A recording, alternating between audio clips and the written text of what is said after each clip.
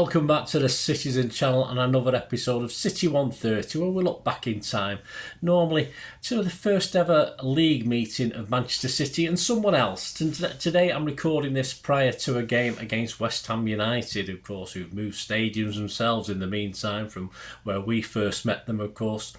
So we're going to have a look at our first ever meeting at West Ham. Slightly different this format of this CITY130. Normally don't have access to reports on the day. Very old games, of course. Very little known about some of them. But in this instance, our first ever meeting with West Ham in East London was well documented due to exceptional circumstances surrounding the game. We'll talk about that. It led to the game being delayed for about 2.5 hours. It almost never took place at all at one stage. So we're going to have a look at that. I'm recording this on the 22nd of August 2024, so all facts and stats are correct at this time, guys, whenever you're watching this. Please, if you are new to the channel, push that subscribe button, push the bell notifications, everything City past and present, of course.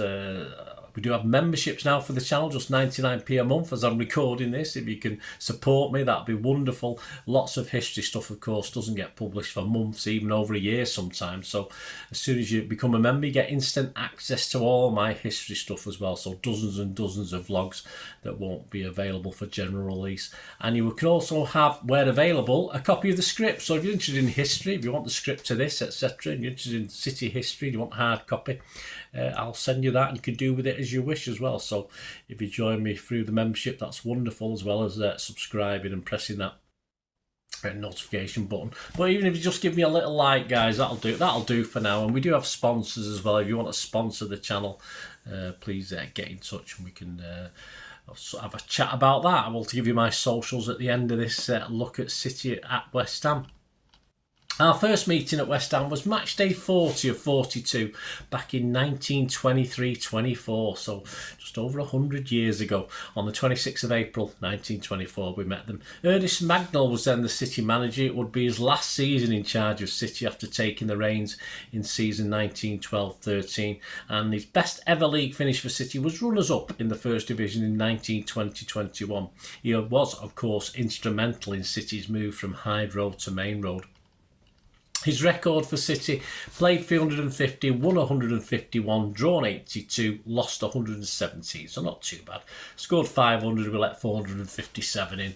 The first meeting at the Boleyn ground, or Upton Park as I better knew it, was growing up, ended West Ham 1, City 2. Yeah, City scorers that day were Tommy Browell and Frank Roberts, with Billy Moore getting the consolation for West Ham.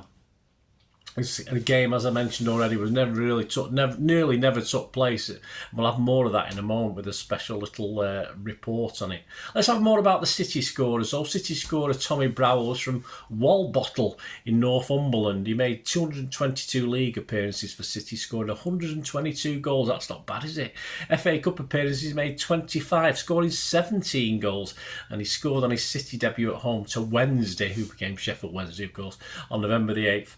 At Hyde Road, though we lost the game 2-1. The attendance at that one was 25,000, and he also scored in his final appearance at Newcastle on the 1st of May 1926, though we lost this one as well 3-2. The other City goal scorer was Frank Roberts from Sandbach, Cheshire. He made 216 appearances for City and weighed in with 116 goals, not bad. FA Cup again, 21 appearances, 14 goals. He made his City debut on the 21st of October 1922 away at Preston. We won that one 2-0, and his final appearance was on the 1st of April Fool's Day, but he was no fool, this guy. 1929 away to Bolton, a 1-1 draw. So on to the match that very nearly never took place. These are words by Steve Marsh, and this article is taken from Hammerabilia. That's a great name, isn't it, for a history thing. West Ham versus City matchday programme.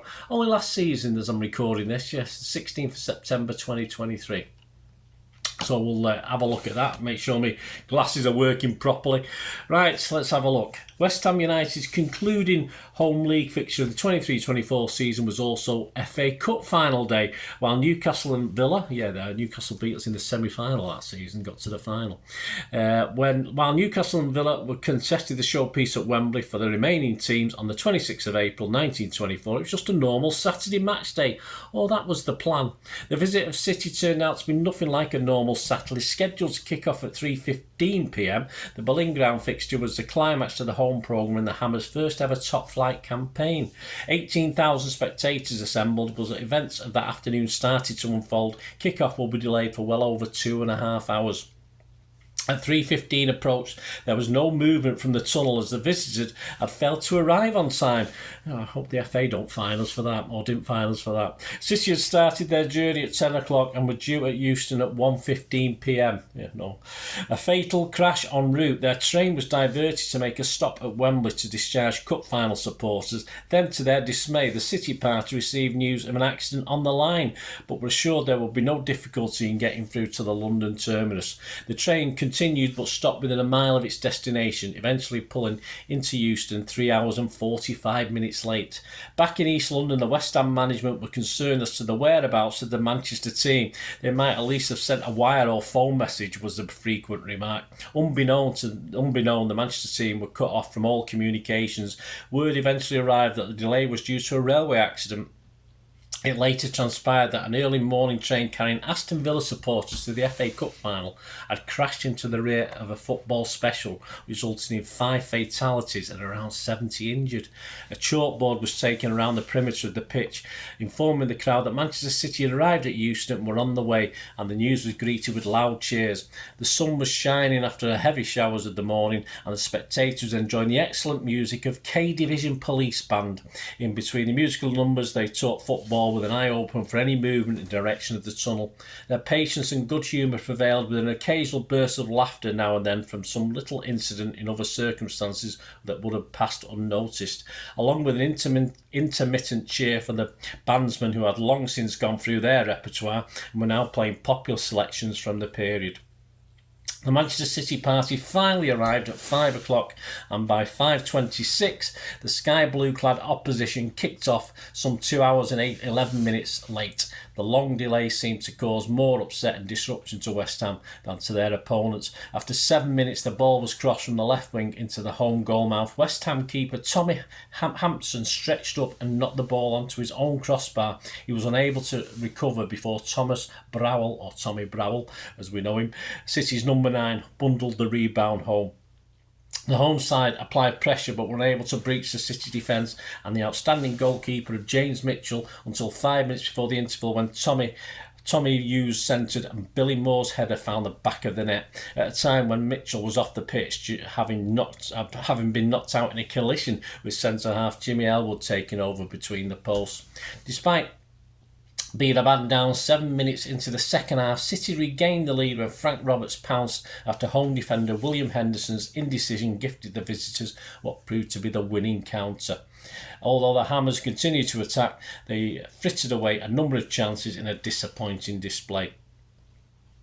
Meanwhile, the FA Cup final between Newcastle and Villa had long since finished, with goals inside the last 10 minutes from Neil Harris and Stan Seymour securing a 2-0 win for the Magpies. Well, there you go, guys. My thanks to the West Ham magazine there from match day programme from last season, Steve Marsh's words. So, final league positions for that 1923-24 season was City finished 11th and West Ham finished 13th, which was their first ever time in the top division, of course. There's 22 teams in those days, so both teams reasonably comfortable. As I said, City actually got knocked out of the FA Cup by the eventual winners Newcastle in the semi-final that season.